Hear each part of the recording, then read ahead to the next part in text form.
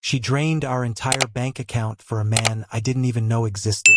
I didn't catch her texting. I didn't stumble upon suggestive photos. No, I found out when my debit card declined at the grocery store, in front of my kid, while trying to pay for a $12 bag of groceries. That's when my world cracked open. That's when I realized the woman I had trusted for 9 years was living a double life. I checked the app. 0. Not low. 0. Savings? Gone. Joint account? Empty. And no pending transactions, it was already done. She moved all our money somewhere else. That night, I confronted her. She didn't cry. She didn't even deny it. She just looked at me like I was a stranger and said, "You weren't giving me what I needed. What the hell does that even mean? Let me walk you back a bit. Because it didn't start this way. Started with love. Or at least what I thought was love. Her name was Jenna. We met in college. She was the kind of woman people stopped talking when she entered the room. Not because of how she looked, though she was beautiful, but because she had this presence. Confident, a little wild, but warm. I fell fast. She told me I made her feel safe. I never thought safety would later translate to boring. We got married 3 years later.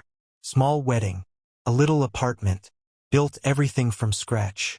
No fancy vacations, no luxury lifestyle, but we were happy.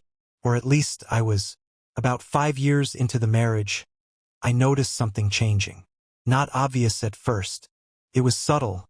She started sleeping with her phone under her pillow. Password changed. Less interest in sex. More work trips. More time at her friend Lila's place. I questioned it once. She laughed and called me insecure. Said I was being clingy. I backed off. I trusted her. That was my first mistake. Then came the money problems. Or so I thought. She said she needed to take over finances because I was too busy. At the time, I was working 2 jobs, 12-hour shifts, trying to save for a home. I was exhausted. I didn't want to argue. That was my second mistake. Fast forward to that moment at the grocery store. Standing there, watching my kids' eyes fill with confusion as I pulled out card after card and got denied. My wife, the person I built a life with, had bled us dry. For what? I drove home, trying to convince myself there had to be some logical explanation. Identity theft, bank error, anything. But deep down, I knew. When I got in the house, she was already sitting at the table, calm, almost too calm, like she had been waiting for this moment. She didn't cry, didn't stutter. She told me everything. "There's someone else," she said. "His name is Marcus. We met online 6 months ago. He lives in another state. He understands me." Couldn't breathe. Another state? Online? She emptied our savings for a man she'd never even met? "No," she corrected me. "We've met. Twice. I flew out last month while you were working." The lie hit me like a punch in the ribs. "So those girls' weekends? All fake?" I asked the obvious question. "You spent our money to go see him?" She didn't blink. I needed to see if it was real. Let me stop right there. This wasn't some teenage romance. We had a child. We had a mortgage. We had responsibilities. And she was out there spending our money to fund her fantasy? But it gets worse. She wasn't planning on leaving. Nope. She told me she wanted to figure things out first, that she still loved me in a way. That Marcus was just what she needed right now. Like he was a damn vitamin supplement. I didn't yell. I didn't scream. I just walked out, got in the car, drove. I remember parking outside a 24-hour diner and just sitting there, numb, cold, alone. For the next few days, I stayed at a friend's place. She didn't call, didn't check in. When I returned to grab some clothes, half the furniture was gone. She had taken it. Like the house was just a casualty in her romantic war. I lawyered up fast, froze what little was left in any accounts I could access, told my boss I needed time off, told my kid that mommy was staying with a friend. What else could I say? The worst part? She didn't even seem sorry. She said things like, "You knew we weren't happy?